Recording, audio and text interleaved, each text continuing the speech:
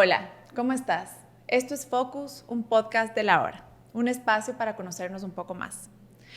Hoy hablaremos sobre la importancia del ejercicio y la actividad física. Y aunque te podrá sonar trillado, te invito a que te quedes porque esta conversación realmente es para todos. Para los que lo entendieron y se mueven desde hace mucho tiempo, y para los que piensan en eso pero quizá no se animan o no saben por dónde empezar. Nuestro invitado de hoy es el doctor Andrés León Fierro. Él es deportólogo, o sea, especialista en actividad física y salud, máster en entrenamiento y gestión deportiva, principal de medicina en la Universidad San Francisco, donde también es el coordinador médico del Centro de Gestión Deportiva. Andrés, ¿cómo estás? Hola, muchas gracias. Buenos días a todos. Qué gusto que estés aquí. Cuando preparábamos este podcast, estaba hablando con un entrenador y me decía, así como usted va a la terapia, hay que ir al deportólogo. Cuéntame muy brevemente qué es un deportólogo y por qué es tan importante tu especialidad. A ver, bueno, muchas gracias. Es un área de la medicina muy importante porque nos enseña a prescribir el ejercicio. Pienso que la mejor manera de entenderlo es con la prescripción, la palabra prescripción, ¿de acuerdo? Explícame prescripción. A eso voy. Cuando yo voy a un cardiólogo, cuando yo voy a un endocrinólogo, cualquiera de ellos, entonces ellos me mandan una receta, ¿no es cierto? Ajá. Con las indicaciones claras de cómo tomar un medicamento, ¿sí? Si utilicemos un medicamento mundialmente conocido, ya el ibuprofeno, el buen ibuprofeno, ¿no? Entonces, cuando vamos donde un médico, el colega nos pone ibuprofeno, me invento, ¿no? De 600 miligramos cada 8 horas por 5 días. Entonces, el paciente sabe que tiene que tomarse esa tableta de ese gramaje con esa dosificación específica cada 8 horas y por 5 días, por ese tiempo, no por 3, no por 7. Independientemente de si todos lo cumplimos o no, el médico manda esa prescripción. El ejercicio tiene que ser prescrito de la misma manera, ¿sí? Tiene que ser prescrito con las mismas aristas e individualizado en cada paciente, ¿sí? Nosotros necesitamos tener por lo menos 4 aristas básicas para saber que un entrenamiento está bien prescrito, ¿de acuerdo? Y se basan en estas 4 que te voy a decir, que son frecuencia, intensidad, tipo y tiempo. FIT, ¿de acuerdo? ¿Sí? Entonces, si una de estas aristas no se cumple, el ejercicio no está bien prescrito y no va a tener el beneficio que el paciente, la persona busca. Ok, entonces el deportólogo es el que me da la receta médica del tipo de ejercicio o actividad física que se aplica para mí. De acuerdo, sí, o sea, es a grosso modo sí, pero claro, tenemos otras aristas también como la prevención de lesiones, el manejo de otras situaciones, pero específicamente como este podcast es de ejercicio, es la ayuda para prescribir el ejercicio en base a las patologías que tenga la persona, porque no va a ser lo mismo, la misma intensidad de un paciente que tenga una hipertensión arterial a un diabético mal controlado, por ejemplo, insulino dependiente. Claro. ¿Sí? Entonces, no es tan fácil cuando tengo estas patologías ir al gimnasio y estar ahí 2 horas, 3 horas en el gimnasio, ¿no es cierto? Salgo, a veces veo beneficios, a veces no, unas veces me va bien, otras veces no me va tan bien, y entonces empieza a haber la duda sobre el tema este, ¿no es cierto? Como los entrenadores, las personas que están en el gimnasio no necesariamente son médicos, hay cosas que por obvias razones no se toman en cuenta. Entonces, el de medicina deportiva ayuda a hacer un ejercicio seguro, si la palabra vale, para que ese ejercicio sea del provecho que nosotros necesitamos que sea. Ok. ¿De acuerdo? Antes de arrancar, creo que es importante entender la diferencia de conceptos. Ejercicio, actividad física y deporte.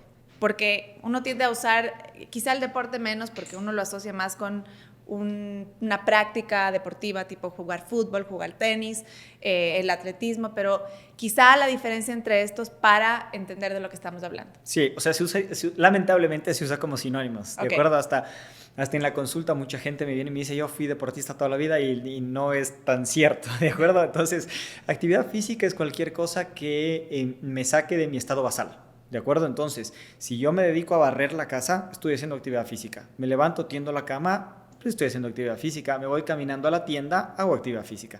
Actividad física es eso, simplemente moverme. Mover el cuerpo. Movimiento. ¿Sí? Mientras más me mueva, más activo soy físicamente, más beneficios voy a tener para la salud. Entonces, los colegas que no pertenecen al área de medicina deportiva, cardiólogos, endocrinólogos, medicina interna, etcétera, tienen el deber de motivar la actividad física, que el paciente sea activo físicamente, ¿no es cierto? Es decir, si yo tengo mi oficina en un primer piso, no uso el ascensor para subir un piso, me voy por las gradas y tenemos colas interminables en el ascensor para subir 1 o 2 pisos, ¿no es cierto? Entonces, si voy a subir 1 o 2 pisos, dar preferencia a subir por las gradas, ¿no es cierto? Voy al centro comercial, voy al supermercado y en lugar de buscar el parqueadero más cercano a la entrada, primero es más difícil encontrar porque todo el mundo se pone ahí, y segundo, si me alejo voy a encontrar más rápido y voy a caminar más. Entonces yo necesito alejarme, cumplir un poco más de pasos. Ahí viene ya vamos a ver, mito o realidad de los 10,000 pasos al día, etcétera, etcétera. Todo eso significa actividad física, ¿de acuerdo? El ejercicio ya es una actividad con un objetivo y unas reglas establecidas. Entonces, voy a hacer 5 flexiones de pecho y 4 sentadillas para mejorar mi fuerza. Ya, entonces... Con un propósito. Exactamente, tengo un propósito establecido, tengo una manera de hacerlo y cómo lo voy a hacer. Esa parte de la prescripción del ejercicio ya tiene que ver con la medicina deportiva. En muchos de los casos de las personas, ¿no es cierto? Que no han hecho ejercicio antes, que están con problemas metabólicos, que hay dolor de rodillas, que hay dolor de espalda, la hernia lumbar que no me deja, etcétera, etcétera. Entonces se hace una prescripción del ejercicio en base a la individualidad de cada paciente, ¿sí? Entonces el ejercicio tiene un objetivo, bueno, 1 o 2, ¿no es cierto?, objetivos, y es reglada y estructurada. Ok. ¿De acuerdo? El deporte ya es más complejo porque en el deporte ya tiene que haber competencia y tiene que haber un ganador. Ok. ¿No hay deporte sin competencia y sin ganador? No hay deporte. Entonces, podemos poner un ejemplo. Me pongo yo como ejemplo, ¿sí? Antes yo era un deportista. Ajá. Ahora soy un tipo que se ejercita. Ok. ¿De acuerdo? Porque pues ya no compito, ya no vivo de eso tampoco, ni mucho menos, pero sí que hago mi ejercicio de manera habitual. Entonces, antes, en la adolescencia, cuando era atleta, ¿no es cierto?, ganaba las medallas compitiendo en los chasquis, entonces era un deportista porque estaba compitiendo tras eso, ¿no es cierto? Le vemos a nuestros pesistas, los vemos a los futbolistas, están tras una competencia, tras un objetivo, con una situación reglada, clara, ¿no es cierto? Pero tiene que haber un ganador, ¿no es cierto? Y tiene que haber una competencia. Eso es deporte. O sea, si yo entreno, por ejemplo, salgo a trotar los sábados con mi amiga y tengo un objetivo, ¿no es cierto? Entonces estoy haciendo ejercicio porque trotamos, no sé, 45 minutos, 1 hora, pero ella corre maratones, entonces ella es deportista y yo soy una persona que me ejercito. Justamente. Para atender la diferencia. Exactamente. Perfecto. Entonces, ahora yo solo soy un tipo que se ejercita, repito, porque hago mi actividad física, mi ejercicio, perdón, en base a mis objetivos que yo tengo. Ok, ¿sí? Perfecto. Entonces, vamos a enfocarnos en el ejercicio. Bien. Precisamente, pues porque creo que hay que un poco enfocar la conversación y más que nada porque antes el tema de hacer ejercicio, creo yo, cuando pues creciendo uno, era un tema donde se creía que se lo hacía por estética, se lo hacía por belleza física.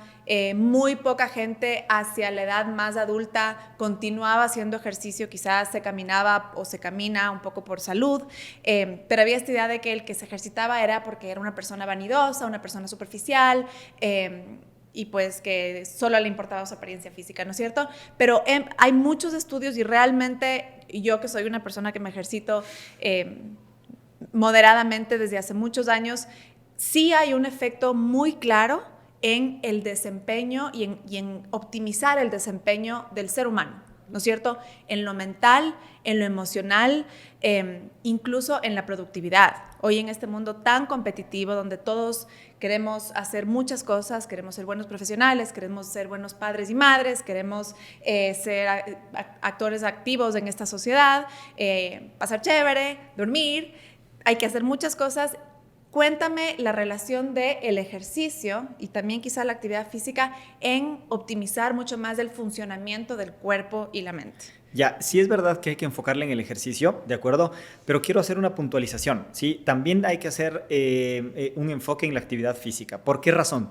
Si yo soy una persona que necesito bajar de peso, un paciente entrando, no necesariamente ya en un síndrome metabólico, pero con características encaminadas hacia un síndrome metabólico, no me va a servir de nada hacer 1 hora de ejercicio y pasar sentado en la oficina las otras 8 horas. Entonces, tiene que acompañarse. Y luego 2 más viendo tele. Eso es, y comiendo pues nuestra dieta rica en carbohidratos nos ayuda bastante también para no cumplir esos objetivos. Entonces, ambas cosas tienen que ir de la mano. Tiene que una persona activa físicamente hacer ejercicio y una persona que se ejercita tiene que también ser activa físicamente durante el día, ¿de acuerdo? Entonces, el ejercicio y la actividad física van a ser sinónimos de salud, ¿sí? El sedentarismo mata y mata mal, ¿de acuerdo? Nos ayuda a provocar muchas endorfinas y muchos factores endocrinos que nos ayudan al bienestar en general del cuerpo. Entonces tenemos muchísimas hormonas de crecimiento muscular que provocan mayor producción de serotonina, mayor energía durante el día, más fuerza, inclusive más capacidad cognitiva a corto plazo, que nos permite rendir mejor inclusive en el trabajo. Entonces, antes se pensaba que justamente la masa muscular y los que iban a hacer músculo y musculación por vanidad, no es tan así. El músculo también es un sinónimo de salud, el músculo también es un sinónimo de estar bien físicamente, el músculo previene muchas enfermedades, porque dentro del músculo tenemos... bueno, en todo el cuerpo, pero en general en las fibras musculares de tipo 1 específicamente, tenemos unos componentes celulares que se llaman mitocondrias, ¿de acuerdo? Entonces la mitocondria... en el músculo hay un tipo de célula, dentro de las células células del músculo hay una cosita que se llama mitocondria. ¿De acuerdo? Okay. Entonces la mitocondria es la solución a todo, es la solución a la hipertensión arterial, a la diabetes, a la resistencia a la insulina, a todo. ¿De acuerdo? Dicen que hasta para el envejecimiento. Sí, o sea, es que es increíble. ¿De acuerdo? Okay. Porque tendríamos que hacer un podcast solo de mitocondria, sería increíble. ¿De acuerdo? Pero la mitocondria es el laboratorio de energía del cuerpo. ¿De acuerdo? Okay. Nuestra energía se produce y se metaboliza a través del ciclo de Krebs que nos enseñaban en el cole hace muchos años atrás, ya no nos acordamos ni siquiera. En el libro de biología. ¿Ya? Y genera mucha energía y genera mucho metabolismo de ácidos grasos y de glucógeno. ¿De acuerdo? Produciendo energía a corto plazo y a largo plazo. Entonces, okay, mientras más mitocondrias tenga en funcionamiento y mejor número y funcionamiento, ojo, no solo es número, sino número y funcionamiento. Que estén activadas. Eso es. Okay. Más energía tengo, más sano soy, más capacidad de metabolismo de ácidos grasos tengo y de producción de glucógeno a corto plazo. Entonces, para energía a corto plazo. Okay. Entonces, es importantísimo estimular las mitocondrias y estimular su funcionamiento, y eso se hace con ejercicio, y el ejercicio tiene que ser tanto aeróbico como de fuerza, pero eso ya lo vamos a ir explicando más adelante. Va a depender mucho del tipo de paciente que yo tengo enfrente. Sí. No es lo mismo una persona que tiene 40% de grasa que una persona que tiene 15% de grasa. Entonces la intensidad del ejercicio cardiovascular va a bajar porque la resistencia del paciente no va a ser la misma, y también depende del historial del paciente, de qué tan activo ha sido. Yeah. Entonces, por lo general se recomienda que se haga un ejercicio entre un 60% de mi capacidad física máxima teórica, que se la tiene que calcular en base a una fórmula que nunca se llegó a confirmar que realmente sirva, que es la clásica de 220 menos de edad, pero no hay un artículo que realmente me diga que esa es. Okay. Entonces, pero a grosso modo podemos hacer, para hablar de un ejercicio moderado, que normalmente todo el mundo habla y nadie sabe qué es un ejercicio moderado. Excelente. Porque seguro para Juan no va a ser lo mismo que para Miguel, ¿no es cierto? El ejercicio moderado se habla de individualizar la capacidad en base a una frecuencia cardíaca establecida. Sí, algunos colegas me van a decir, pero la frecuencia cardíaca no siempre es un buen predictor. Sí, pero para lo normal, para la gente que necesita activarse, yo creo que es el predictor más fácil, ¿no es cierto? La escala de Borg, que es mi sensación de cómo yo me siento en relación al ejercicio que estoy haciendo, que va del 0 al 10. Entonces, creo que eso es común, y no sé si es que vas a eso, pero en el sentido de explicar que el ejercicio cardiovascular que yo puedo empezar a hacer, ¿no? Sí. Hasta que luego yo me vuelvo experto, ¿no es cierto? Un tema subjetivo fácil, un ejemplo fácil para no ser es el test del habla. Ajá. ¿De acuerdo? Entonces, si yo puedo decir una palabra, ¿de acuerdo? Responder a una pregunta, está bien. Si yo ya no puedo responder y tengo que respirar 3 veces, entonces ya estoy por encima de lo que yo necesito, ¿de acuerdo? Ajá. O si hablo como estamos hablando tú y yo este rato, no estoy haciendo nada. Claro. ¿Ya? Entonces, exactamente. Entonces, eso es a grosso modo, porque hay veces que sí necesito subir intensidades en base a los objetivos que tenga con el paciente, y hay veces en las que tengo que hacer un ejercicio de mucha menor intensidad. Pero en general, en medidas generales, repito, muy generales, la idea es hacer un ejercicio que me permita responder una frase, o responder una pregunta, o decir una frase, pero no completar una conversación y tampoco conversar bien. Claro, ¿ya? O sea, puedo ir medio que conversando, hablando. Supongamos que estamos en una casa, ¿ya? Yeah. Entonces está Pepe y María. Ajá. Entonces Pepe está haciendo la cena y María está en la caminadora. Ya. Yeah. Entonces Pepe le dice, María, baja, que ya está la cena. Ajá. Entonces María dice, ya espera. O al revés, como quieran. Ya espera, que ya estoy haciendo ejercicio, ¿no te das cuenta? Dame un minuto más. Que no es que no está haciendo nada. Le respondió con premeditación y alevosía. Yeah. No está haciendo nada. ¿De acuerdo? Pero si es que le llaman, ¿no es cierto?, a la cena y le dice, ya, espérate. Ok, esa es la intensidad que necesito. Esa es la intensidad que necesito, más o menos por cuánto tiempo a la semana. ¿Cuántas sesiones? ¿Tipo 3 sesiones? Son unas 3 sesiones a la semana sesiones? porque tenemos que acompañarla de ejercicio de fuerza siempre. Okay. 3 sesiones de media hora sería un mínimo. Un poquito más. 3 un poquito más, unos 40 minutos, por lo menos. Ajá, okay. Sí. Pero esto, repito, estos son recomendaciones generales, porque siempre van a haber aristas y cosas que cambiar y que tener que corregir, ciertos detalles que tener que corregir siempre con cada uno de los pacientes. Perfecto. ¿No? La fuerza. Sesiones de fuerza, que es levantar pesas, ¿no es cierto? No necesariamente. No necesariamente. No necesariamente. Hay varias formas de hacer fuerza. Podemos utilizar ligas, podemos utilizar nuestros propios cuerpos, podemos utilizar las pesas, podemos utilizar un montón de artefactos que nos ayuden a mejorar la fuerza, que es importante y es esencial. Yo soy muy pro ejercicio de fuerza, muy pro ejercicio de masa muscular a toda edad. Sí. ¿De acuerdo? Porque nos va a ayudar primero a sacar las fibras musculares de sostén de nuestro organismo, que son las fibras musculares tipo 2, que se hacen fuertes, que se hacen grandes, como Rambo, como la Roca, ¿sí? Y tenemos las fibras musculares de tipo 1, que son las que están donde están las mitocondrias que habíamos hablado, etcétera, etcétera. Entonces necesitamos los diferentes tipos de fibras musculares. Genéticamente tenemos mayor probabilidad de tener unas fibras que otras, pero y entonces en algunos casos va a ser más difícil sacar o trabajar unas que otras, pero en general hay que trabajarlas para sacar fuerza, para sacar potencia, para sacar equilibrio. Es un tema muy amplio, ¿no? Y hago una pausa porque hicimos un episodio hace poco sobre la salud del cerebro, ¿no es cierto? Cómo mantener la salud cerebral hasta la edad adulta y hasta pues, a la tercera edad. Y lo que nos decía el doctor Maldonado fue precisamente eso, que necesitamos trabajar masa muscular para la salud del cerebro. Para que el cerebro se mantenga intacto o lo más intacto posible. Por eso mismo, mientras más temprano empiezo a hacer el ejercicio de fuerza, mejor es para la salud del cerebro y para la salud del cuerpo. Sí. ¿Ya? Mientras más temprano. Entonces, eso de que mi niño no haga ejercicio de fuerza porque se va a quedar pequeño, eso es un flaco favor que nos hacían los bisabuelos. Ok. No es verdad. El problema es, claro, si yo al niño de 8 años le pongo a cargar 100 kilos con barra en la espalda, pero eso ya no es problema del ejercicio de fuerza. Claro, es un problema de gravedad. Pero si es que yo le empiezo a hacer ejercicio de fuerza bien hecho, bien reglado, desde que el niño es capaz de responder bien una orden, repito, desde que el niño es capaz de responder bien una orden, el niño puede empezar a hacer ejercicio de fuerza de diferentes formas y mientras más lúdico sea, mucho mejor. Mientras más relacionado al juego. Claro, mientras más lúdico sea, mucho mejor. Sí, entonces, ¿cuál es la mejor manera? Pues le suelto en el parque. Sí. ¿No? Que haga la escalera china, que un montón de cosas que pueden hacer. Yo puedo hacer circuitos en la casa. Yo a mis hijos me encanta hacerles muchos circuitos dentro de la casa. Entonces tienen juguetes que ya no utilizan porque pues ya tienen 8 y 7 y tienen todavía juguetes de 5 o 6 que ya vamos a regalar.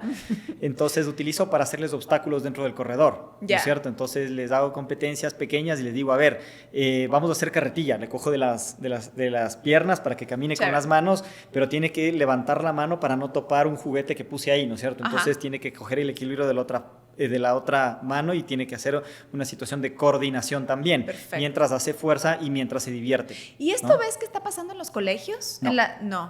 No, es una respuesta que me duele decirla, pero existe demasiado déficit de ejercicio y de actividad física, de ambas, de ejercicio y actividad física en los colegios, no se diga deportes. Claro, no, eso. ¿Ya?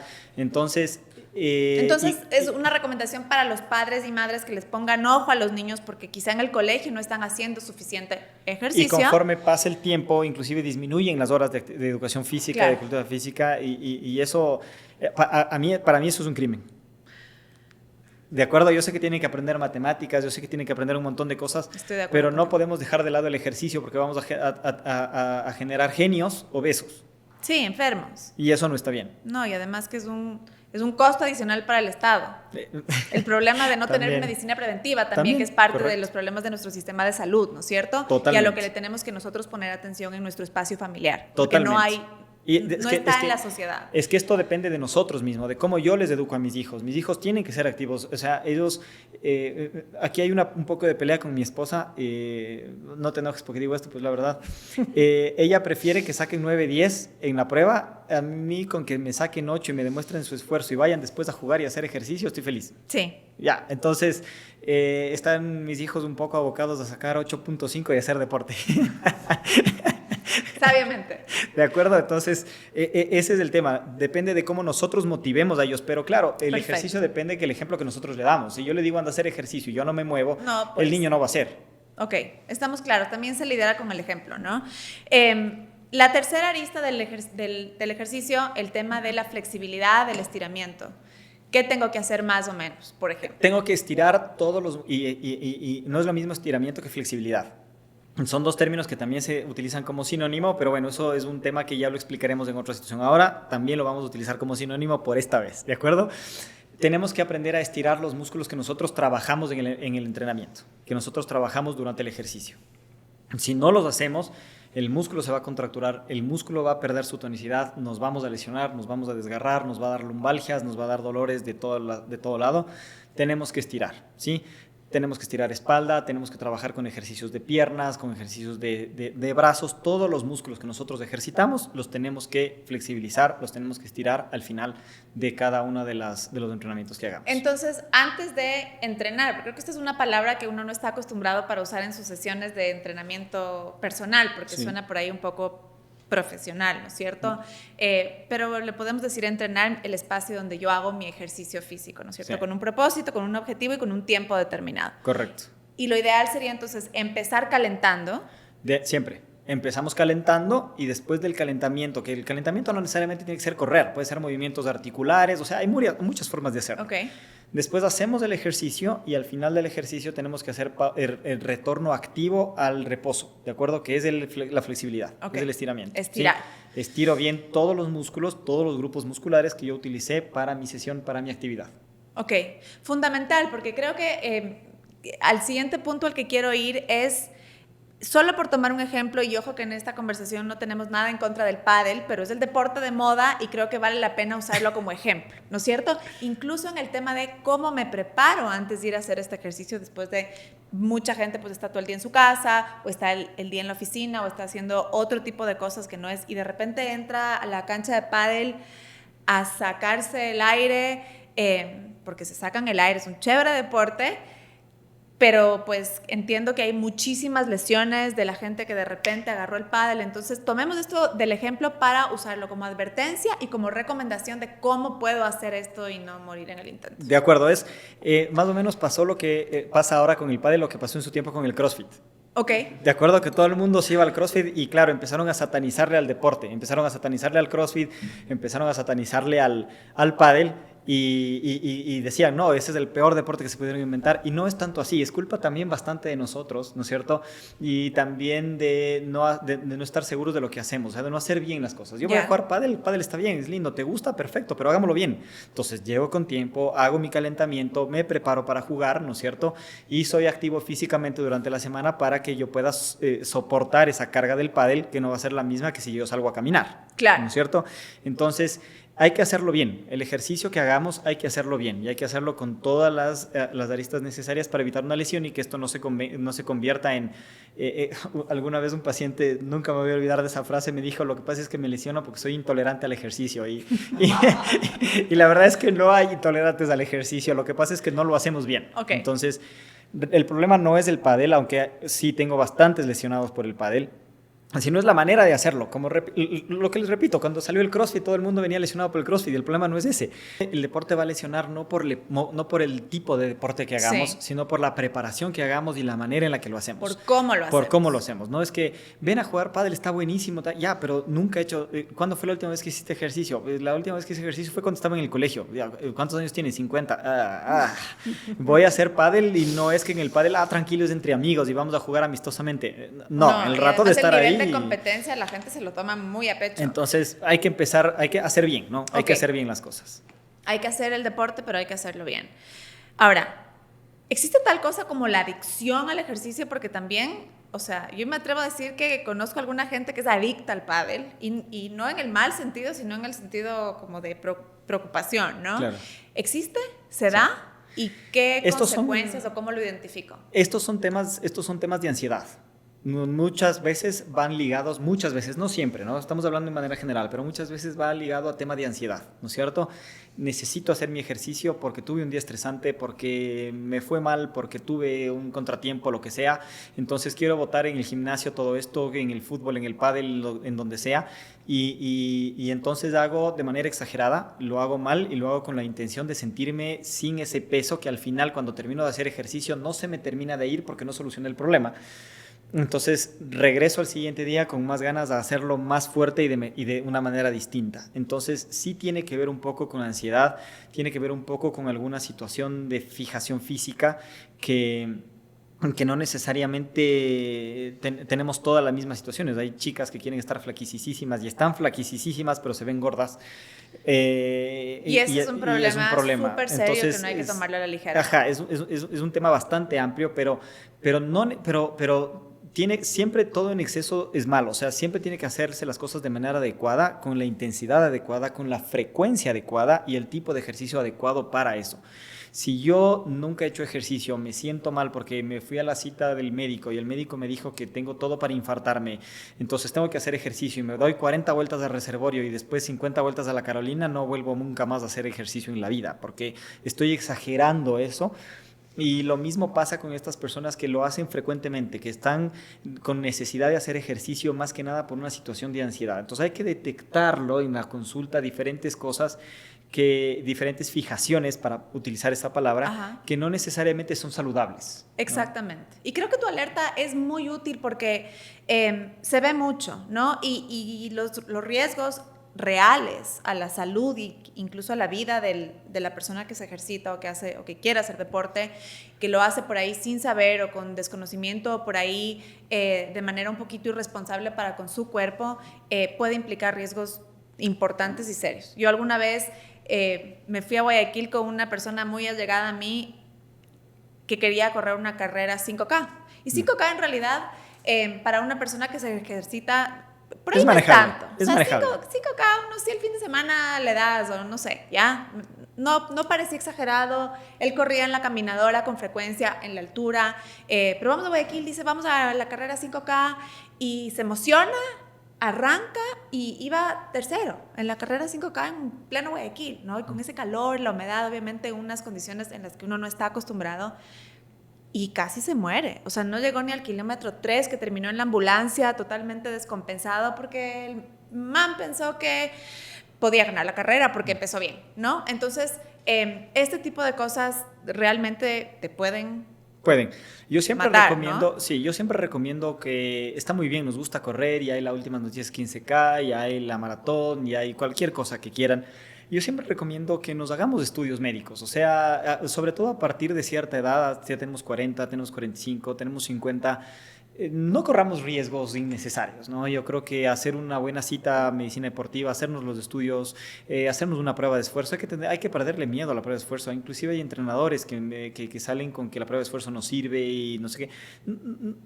Yo creo que zapatero a su zapato, ¿no? Sí. Y yo creo que no hay que minimizar las necesidades que lo mandan, porque si no, las grandes instituciones, por ejemplo la FIFA, no ordenaría que todos los equipos en pretemporada les hagan los estudios a sus atletas de manera adecuada, ¿no es cierto? Claro. Entonces lo mismo es con el deportista amateur, porque el deportista amateur tiene menor cuidado, el que se ejercita de manera amateur tiene menor cuidado, sus lesiones son más graves porque no tiene el mismo tiempo de recuperarse que con el otro.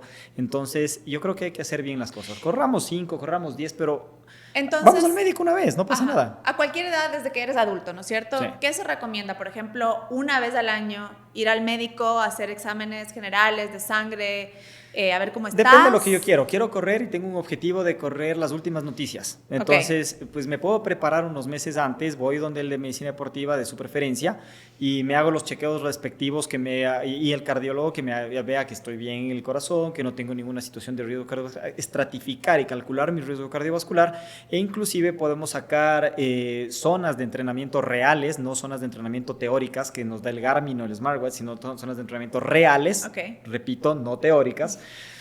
Veo mis umbrales, veo mi velocidad óptima de carrera. O sea, puedo sacar varias informaciones muy, muy interesantes que nos pueden ayudar a hacer bien las cosas. Ok, vamos a la alimentación.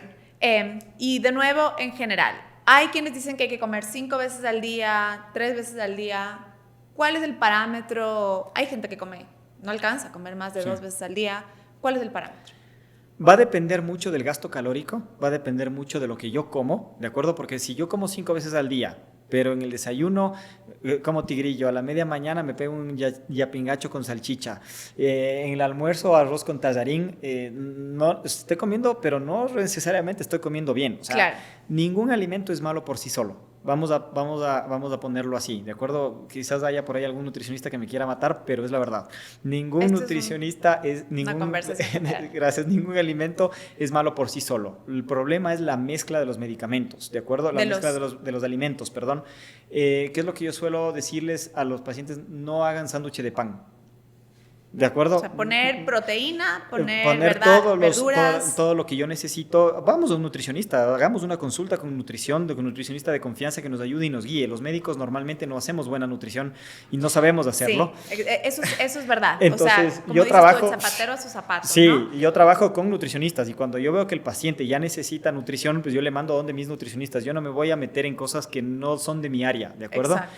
Entonces, tampoco tengamos miedo a que el nutricionista nos haga dietas muy restrictivas ni nada. O sea, comemos tan mal que a comer bien les llamamos dieta. Y entonces cogemos miedo porque me va a quitar esto. No, lo que nos va a ayudar el nutricionista cuando vamos a un buen nutricionista es a balancear bien mi comida, a comer la cantidad de proteínas que necesito, la cantidad de carbohidratos que necesito, porque no es que el carbohidrato es malo y hay que quitarlo. Normalmente yo no soy fan de las dietas restrictivas y de las dietas muy estrictas porque no son sostenibles a largo plazo. Entonces, mientras más temprano aprendo a comer bien y aprendo a comer todo y balancear bien, yo pienso que está bien hacerlo y adaptarlo a mi estilo de vida. A veces como 2 veces al día y como bien, o a veces lo logro 3 veces. Ajá. O lo que sea, pero hacerlo bien en base, una vez más, individualizar a mi estilo de vida, a mi trabajo y a mi actividad. Perfecto. Y un poco quitarle ese miedo de ir al nutricionista, porque a veces no es un costo brutal y lo que uno hace es ir a aprender. No es que tienes que ir a que te dé el menú para siempre, sino que quizá te dé unas herramientas para entender cómo puedes alimentarte mejor. Médicos y nutricionistas tenemos que ser educadores. Entonces tenemos que enseñarle al paciente a hacer ejercicio y tenemos que enseñarle al paciente a comer bien. Perfecto. La hidratación, porque de 8 a 12 vasos diarios, ¿no es cierto?, de agua es un parámetro general. Hay que meterle un poquito de sodio, magnesio, potasio a la hidratación. De lo mismo, o sea, va a depender mucho la actividad que yo haga. ¿De acuerdo? Si sudo mucho, por ejemplo, si hago mucho y todas las, o sea, si yo voy a hacer ejercicio media hora, por ejemplo, y voy a hacer una caminata de media hora, yo creo que tomando agua está más que suficiente. Si voy a hacer un ejercicio de alta intensidad durante 60 minutos, voy a jugarme un partido de fútbol durante 60 minutos, un pádel durante 60 minutos, voy a necesitar más allá de eso, ¿no es cierto? Y puedo tomar cualquier bebida hidratante o un suero oral o un suero de rehidratación.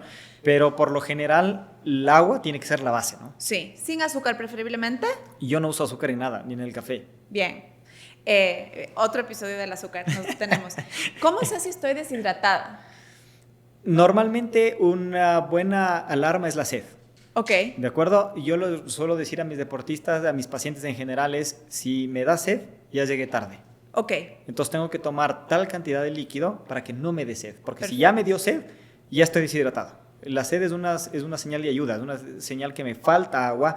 Mis vasos sanguíneos se van vasoconstruyendo porque no encuentran el roce de la sangre con el endotelio, entonces necesitan hacerse más pequeños para poder encontrar. Entonces me va a dar sed, me va a dar muchos signos de que me está faltando agua. El principal y el más común es la sed.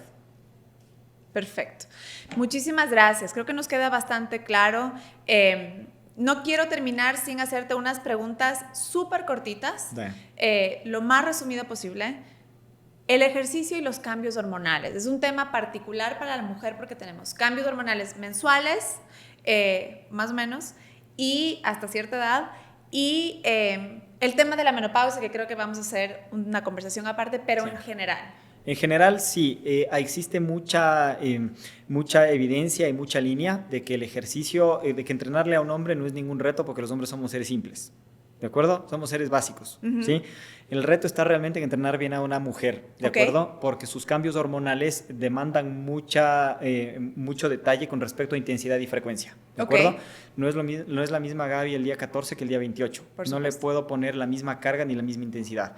Claro, esto no está escrito en piedra, no es que tiene que ser así, ¿de acuerdo? Porque la medicina no es una ciencia exacta, pero sí tenemos que aprender a escucharle al organismo de la mujer y al organismo del hombre también tiene sus cambios hormonales que son mucho menos estudiados, ojo, ¿no? Entonces, si recién estamos empezando con el estudio del nivel hormonal en mujeres, en hombres, es un tema mucho más amplio de estudio porque la información es mucho más escasa. Tanto. Pero sí hay que prestar atención a esas cosas porque en un día u otro del ciclo tengo más facilidad de lesionarme que en otro. ¿Sí? ¿En qué parte del ciclo tengo más facilidad? Normalmente, repito, esto es igual general. ¿No?